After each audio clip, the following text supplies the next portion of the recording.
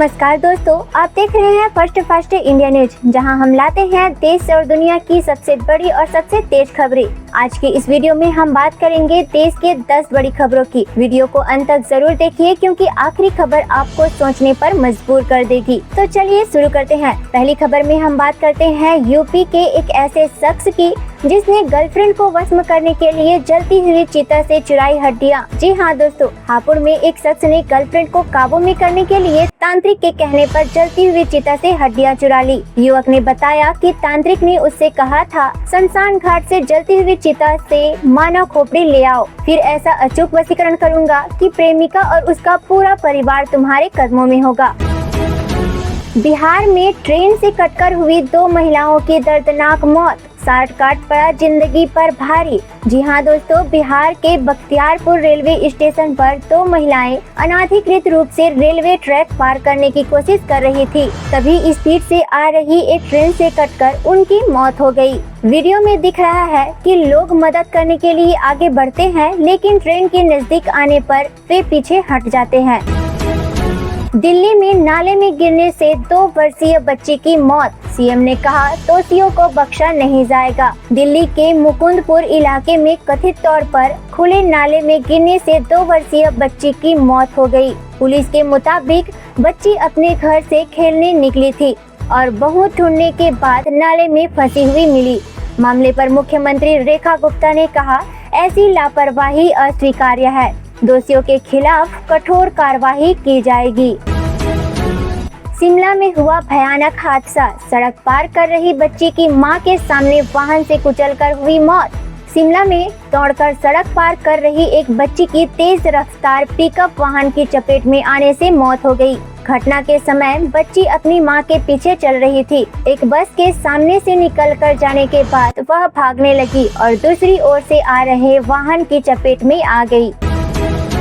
धुरंधर की स्क्रिप्ट चुराने का आरोप लगाने वाले फिल्म मेकर ने मांगी माफी, कोर्ट ने बंद किया केस। बॉम्बे हाई कोर्ट ने हाल ही में रिलीज हुई फिल्म धुरंधर 2 के डायरेक्टर आदित्य धर द्वारा फिल्म मेकर संतोष कुमार के खिलाफ मानहानि का मुकदमा निपटा दिया। फिल्म मेकर ने एक प्रेस कॉन्फ्रेंस में दावा किया था कि इस फिल्म की स्क्रिप्ट उसकी स्क्रिप्ट से कॉपी की गई है। कुमार के माफी मांगने के बाद मामले का निपटारा कर दिया गया। सर के चुनर गाने पर नोरा फतेही ने NCW से माफी मांगी, अनाथ बच्चों की पढ़ाई का उठाएगी जिम्मा। जी हाँ दोस्तों, विवादित गाने सर के चुनर तेरी सर के को लेकर अभिनेत्री नोरा फतेही ने राष्ट्रीय महिला आयोग से लिखित में माफी मांग ली है। उन्होंने कहा, मेरा किसी को ठेस पहुंचाने का कोई इरादा नहीं था, एक कलाकार के तौर पर मुझे जिम्मेदार होना चाहिए। नोरा ने आगे कहा, मैंने अनाथ बच्चियों की पढ़ाई का खर्च उठाने का फैसला किया है। 10 महीने के चुनाव मुक्त फेज में देश की हुई एंट्री, शेयर बाजार पर क्या पड़ेगा असर। भारत 10 महीने से चुनाव मुक्त दौर में प्रवेश करने जा रहा है, जहां मार्च 2027 तक कोई बड़े चुनाव नहीं होंगे। एक्सपर्ट्स के मुताबिक इससे सरकार का पॉलिसी फैसलों पर ज्यादा फोकस रहेगा।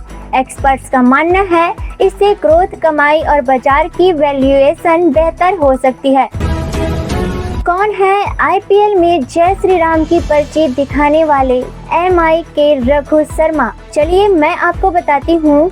MI के 33 वर्षीय लोग स्पिनर रघु शर्मा ने सोमवार को अपना पहला IPL विकेट लेने के बाद पर्ची निकालकर दिखाई, जिस पर यह अवसर देने के लिए धन्यवाद जय श्री राम लिखा था। पंजाब के रघु ने इंजीनियरिंग की पढ़ाई की है और एक समय उसका वजन 102 किलो था। उन्होंने करियर की शुरुआत तेज गेंदबाज के तौर पर की थी। ममता बनर्जी के CM पद से इस्तीफा नहीं दूंगी बयान पर बीजेपी ने दी प्रतिक्रिया। ममता बनर्जी के बयान मुख्यमंत्री के पद से इस्तीफा नहीं दूंगी पर बीजेपी प्रवक्ता गौरव भाटिया ने प्रतिक्रिया दी। उन्होंने कहा, भारतीय इतिहास में पहली बार किसी मुख्यमंत्री ने चुनाव हारने के बावजूद इस्तीफा देने से इनकार कर दिया है। ममता बनर्जी न सिर्फ अराजकतावादी रवैया अपना रही है, बल्कि मतदाताओं की भावनाओं का खुलेआम अपमान कर रही है।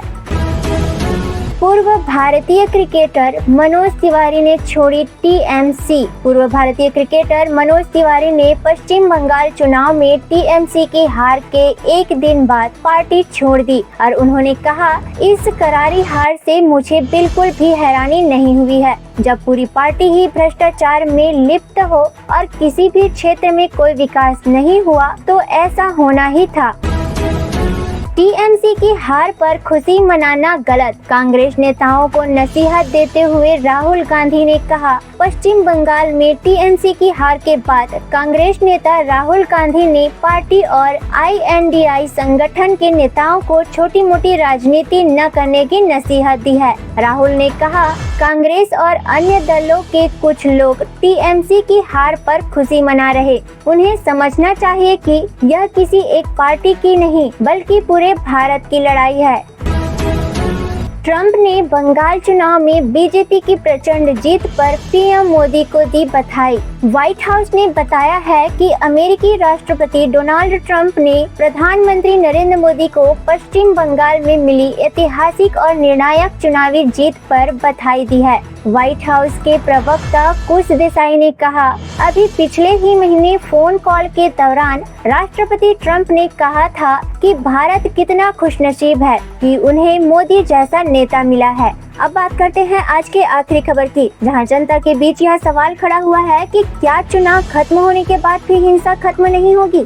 पश्चिम बंगाल में चुनाव खत्म हो चुका है, नतीजे भी आ गए हैं, लेकिन उसके बाद जो तस्वीरें सामने आई है उसने पूरे देश को हिला दिया। कई इलाकों में आगबाजी, तोड़फोड़, मारपीट और राजनीतिक कार्यकर्ताओं के बीच भयंकर झड़पें देखने को मिली है। सोशल मीडिया पर वायरल वीडियो में देखा गया है कि कई घरों और दुकानों में आग लगा दी गई है। लोग डर के माहौल में जी रहे हैं। केंद्र सरकार ने रिपोर्ट मांगी है, जबकि विपक्ष इसे लोकतंत्र पर हमला बता रहा है। राजनीतिक गलियारों में अब सिर्फ एक ही सवाल गूंज रहा है कि क्या हिंसा अभी भी खत्म नहीं होगी। दोस्तों, देश बदल रहा है, राजनीति बदल रही है, लेकिन सवाल ये है कि क्या आम आदमी आज भी सुरक्षित है। अगर आपको हमारी ये वीडियो पसंद आई हो तो इस वीडियो को लाइक करें, channel first fast India news को सब्सक्राइब करें और बेल आइकन को जरूर दबाएं।